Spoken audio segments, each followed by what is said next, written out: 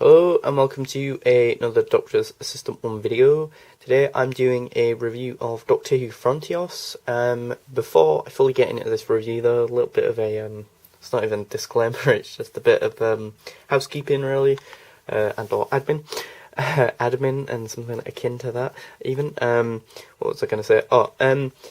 A bit of a shout out here. You should probably check out, or you could, yeah, please do check out even the Harvey Paxton show on YouTube.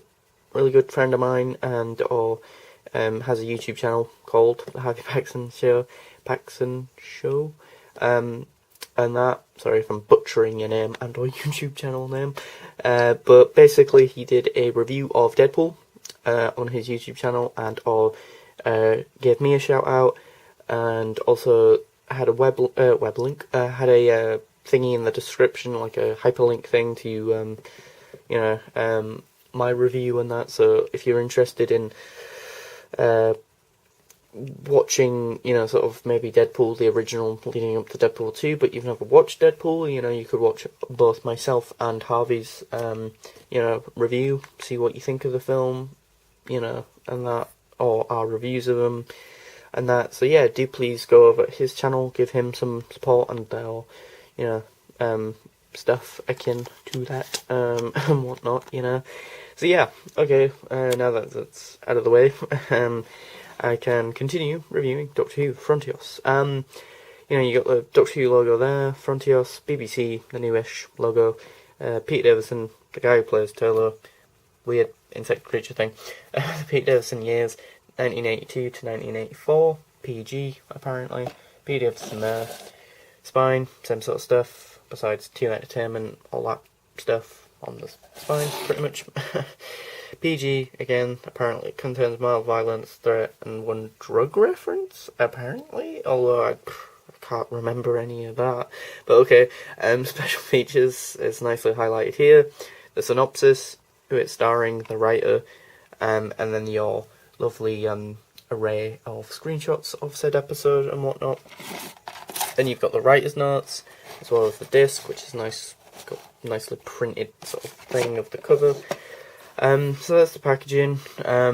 Just want to, mention, so now into what I thought of Frontios. I mean, the biggest strength I can think of off the top of my head would be that it's really good set design, and that, I think, if you compared it to the 60s, or even the more recent 70s Who stuff, I think it is pushing forward with the sort of set design and that.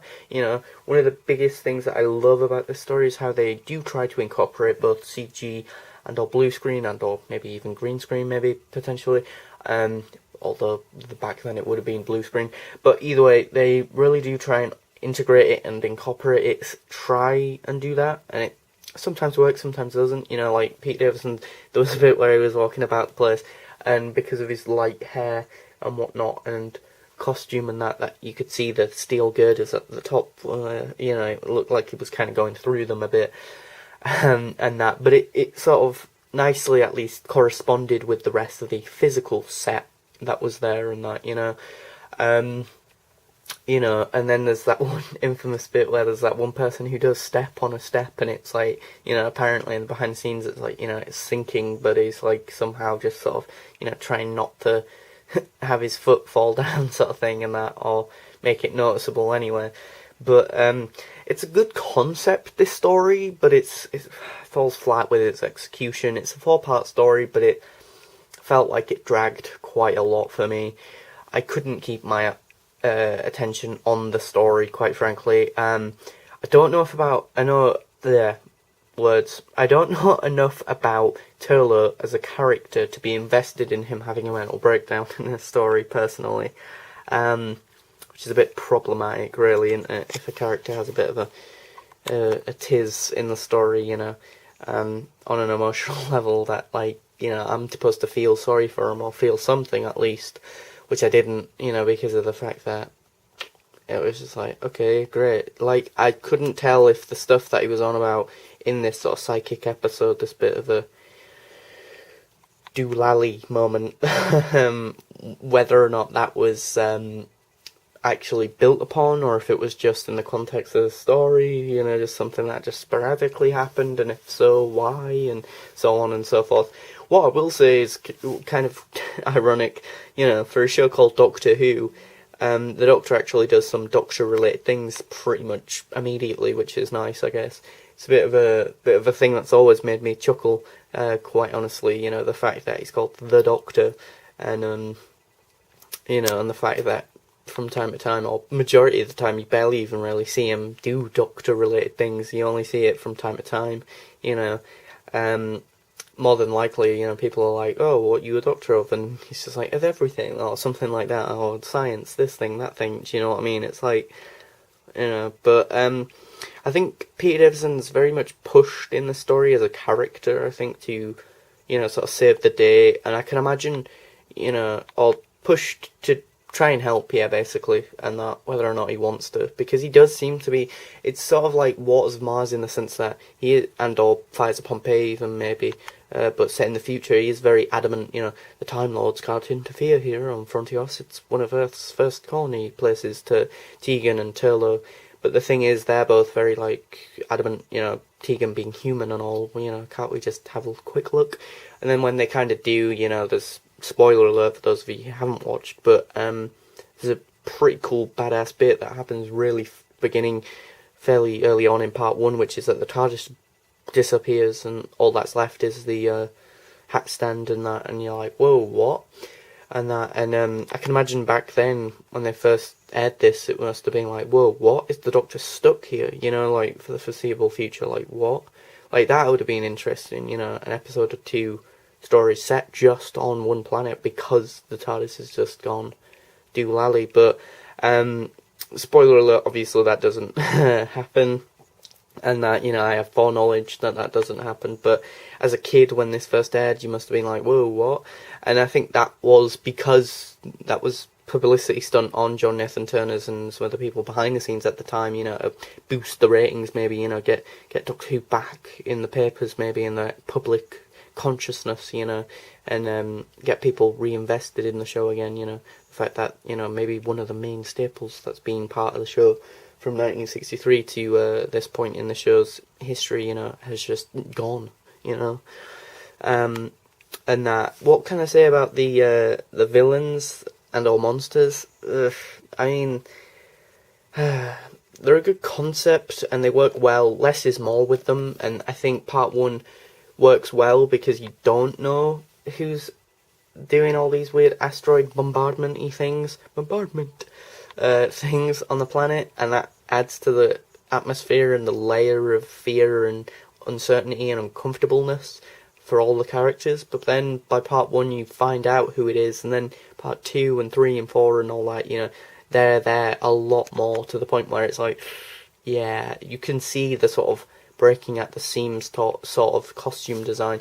You know, I think they were a bit too ambitious with this one, you know, the fact that they've got like brush at the end of a brush for a mouth, you know, it really doesn't, I don't know whose idea that was, but it really doesn't help, really, does it? You know, the fact that at the end of the day, that's how they're trying to verbally communicate what they're saying, and you can barely even hear them. But then there's, like, you know, bombastically loud music playing, pauses whilst they're talking, and then it continues, or it's still in the background, but a bit less, you know, blasting you in the face hole. But, you know, the set design for the last sort of bit in part 4 is phenomenal, you know, like, you know, the TARDIS integrated with the rubble and the tunnel, that was just, I was like, whoa, what? That's ridiculously cool. And again, I think this incarnation of the Doctor, yes, a lot of people do say Peter Davison's Doctor is very sort of bland and mellow and boring and that, but he is that sort of still action hero, but, you know, but also he is this sort of caring type character, you know. I think, you know, in contrast to Tom, you know, you've just had this sort of wacky, bombastic, mad, ridiculous, eccentric character. Let's go the polar opposite, not only in age, but also the fact that, you know, I do want to say Peter Davison's Doctor is probably one of the most, if not, out of all the Doctors, most probably emotionally, not so much mature, but definitely emotionally adjusted, well-adjusted Doctors, you know. Within reason, obviously, he does still have, his outbursts of a bit of eccentricity or humour or anger or sadness or happiness, or do you know what I mean, that get shown in quite extreme situations or extreme ways in not so extreme situations, do you know what I mean? But, I think Peter Davison's quietly sort of taking this sort of role of trying to figure out stuff bit by bit, and I think the problematic thing with this story, there's too many characters, that's the biggest crux of the Peter Davison era as a whole, really, if I ever do an overview of his run. I think, having so many characters is good in theory, but if you don't split it up well enough, but then when you split up things, get this, people do have less sort of quality time with a character they might like, or feel like certain characters don't get as much time. Like Taylor going through that mental breakdown just took away from Tegan doing stuff, and vice versa. When Tegan was on screen, it took away from what Taylor was doing, and Tegan was very much just sort of, following along the Doctor, and the Doctor's the more interesting character, do you know what I mean? So, I don't particularly care for the Deus Ex Machina way of how they wrapped up the story. I don't even remember how they did it. It was just something akin to, I pressed a few buttons on the TARDIS. Oh no, it's killed that creature thing. I don't even remember what they're called, to be honest. Basically, design-wise, just Fifth Doctor versions of the Wirren from Ark in Space, Fourth Doctor story, if you ask me. And hopefully no one gets triggered by that, but that's just me, but I don't know. I can't even, as I say, remember their names, but, yeah, I mean, as I say, they had this cool telekinetic power where they could, like, drag people across the rooms and stuff. That was cool. And one of the cliffhangers was very, very distressingly weird, like, with a, person being part of this mechanical machinery thing and that, and then it zooms in on their face, like, meow, it's so-and-so, and we're just like, whoa, what the hell? Like, that they've been fusing people with, like, machinery and that, but his brain's still functional, even though he's dead. It's like, that's grim. Yeah, there is a lot of death and a lot of, malnutrition and just gore, actually. There was a bit of, on-screen violence, yes, as I say, like, maybe that's why it's got the PG rating of, blood running down someone's nose, like they've been punched, and then also someone's hands was spasming a bit on the floor and that, and also had blood on their hands and that, and the thing is that these creatures are underground, so when they're trying to drag the people of Frontios down into their underground layers and or tunnels, the Earth is essentially eating them,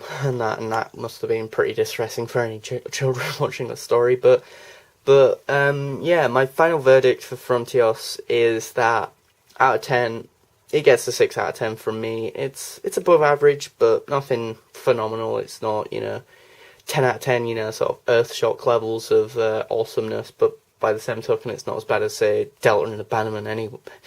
Anything's better than that tripe. But yeah. Thanks for watching, comment, rate, and subscribe.